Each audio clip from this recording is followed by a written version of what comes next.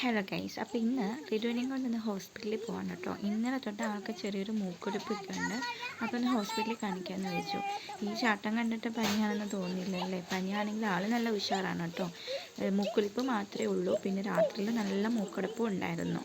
ഉറങ്ങാൻ പറ്റിയില്ല, ഞങ്ങൾ രണ്ടുപേരും ഉറങ്ങിയില്ല കേട്ടോ.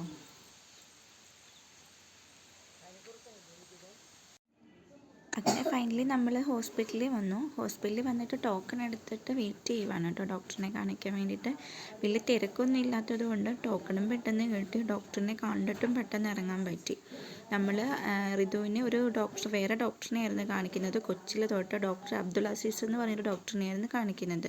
അപ്പോൾ അവിടെ വിളിച്ചപ്പം ഡോക്ടർ 2 ദിവസം ലീവായിരിക്കും എന്ന് പറഞ്ഞു. അപ്പം വെച്ചുകൊണ്ടിരിക്കാനും പറ്റാത്തത് കൊണ്ട് നമുക്കൊന്ന് വേറെ ഡോക്ടറിനെ കാണിക്കാനെന്നും പറഞ്ഞിട്ട് വേറെ ഡോക്ടറിനെയാണ് കേട്ടോ കാണിക്കാൻ വന്നത്. അങ്ങനെ മരുന്നൊക്കെ മേടിച്ചുകൊണ്ട് ഇറങ്ങി. എല്ലാവർക്കും ഡോക്ടറിനെ കാണണമായിരുന്നു കേട്ടോ. കാരണം കുടുംബത്തോടെ പനി വന്നെന്ന് പറയാം. അമ്മയ്ക്കും അച്ഛനും എല്ലാവർക്കും പനി ഉണ്ടായിരുന്നു. അങ്ങനെ ഋതു വെള്ളം വേണമെന്ന് പറഞ്ഞു. ഇത് നമ്മൾ വീട്ടിൽ നിന്ന് കൊണ്ടുവന്ന വെള്ളമാണ് കേട്ടോ.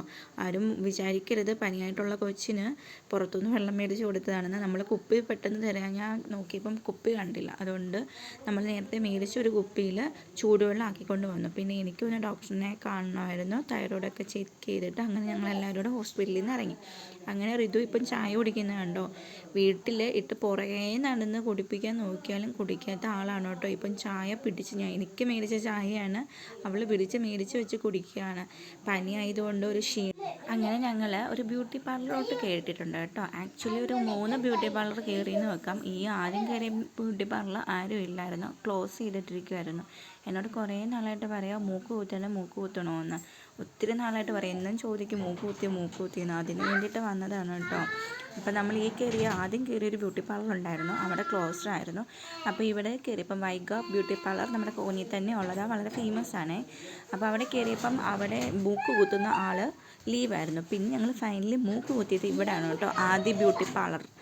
അവിടെയാണ് നമ്മൾ ഫൈനലി മൂക്ക് കുത്തിയത്. ഞാൻ നല്ലൊരാളോട് പറഞ്ഞു വീഡിയോ എടുത്ത് തരണമെന്ന്. വീഡിയോയൊക്കെ എടുത്ത് ഓൺ ചെയ്ത് അമ്മയുടെ കൊടുത്തു. ലാസ്റ്റ് ഫോൺ നോക്കിയപ്പോൾ വീഡിയോ ഇല്ല, ഒന്നുമില്ല. അങ്ങനെ ഞങ്ങൾക്ക് പെട്ടെന്ന് ബസ് കിട്ടി കേട്ടോ. അങ്ങനെ ബസ് കയറിയപ്പോഴത്തേനും ഋതു പെട്ടെന്ന് തന്നെ ഉറങ്ങി. പനിയുടെ ക്ഷീണം കൊണ്ടായിരിക്കും.